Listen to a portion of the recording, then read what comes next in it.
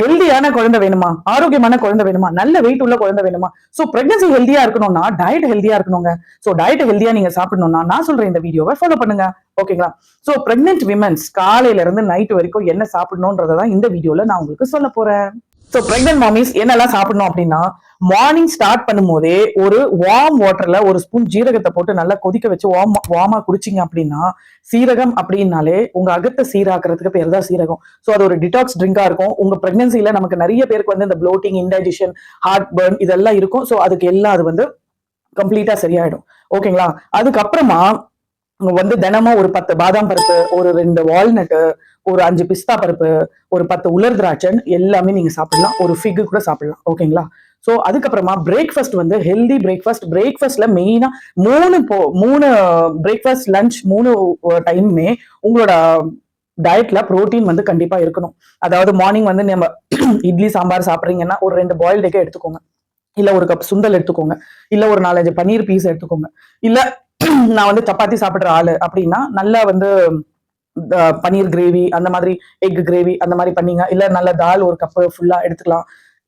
இல்லைன்னா வந்து இன்னும் நல்ல ப்ரோட்டீன் ரிச் பிரேக்ஃபாஸ்ட்னா நம்ம ஊர்ல அடை செய்வோம் இல்லையா, பருப்புகள்லாம் போட்டு அந்த மாதிரி அடை, பெசரட் இந்த மாதிரி பருப்பை வந்து அரைச்சி தோசையா போட்டு நீங்க வந்து சாப்பிடலாம். அது வந்து ரொம்ப ஹெல்தி பிரேக்ஃபாஸ்ட், ரொம்ப ஃபுல் டே உங்களை வந்து எனர்ஜியா வச்சிருக்கும். லஞ்ச்ல மெயினா வந்து ரைஸ், தால், சாம்பார் சாப்பிடுறதோட மெயினா வந்து ஒரு பச்சை காய்கறி கண்டிப்பா இருக்கும். அதாவது தினமும் உங்க டயட்ல ஒரு நாள் வந்து ஊற வச்ச சுண்டலும், ஒரு வேளை வந்து பச்சை காய்கறியும் கண்டிப்பா இருக்கணும். இது ரொம்ப மோஸ்ட் இம்பார்ட்டன்ட்ங்க.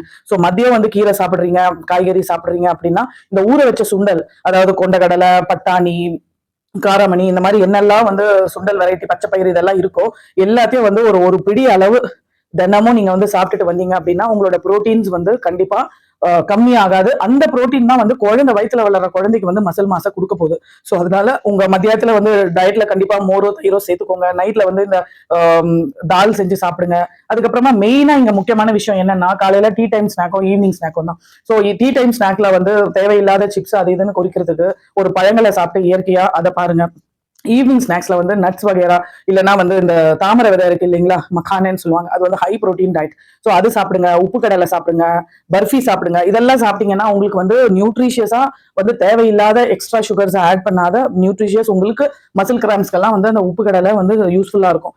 ஸோ இந்த மாதிரி டயட்டை நீங்க ஃபாலோ பண்ணிட்டு வந்து நல்லா தூங்குனீங்க, நல்ல தண்ணி குடிச்சிங்க அப்படின்னா கண்டிப்பா உங்க பிரெக்னன்சி ஆரோக்கியமா இருக்கும். ஹெல்தி பேபி உங்களுக்கு பிறக்கும். இந்த டிப் உங்களுக்கு பிடிச்சதா நம்ம சேனலை சப்ஸ்கிரைப் பண்ணுங்க, லைக் பண்ணுங்க, கமெண்ட் பண்ணுங்க, ஃபாலோ பண்ணிட்டே வாங்க. தேங்க்யூ.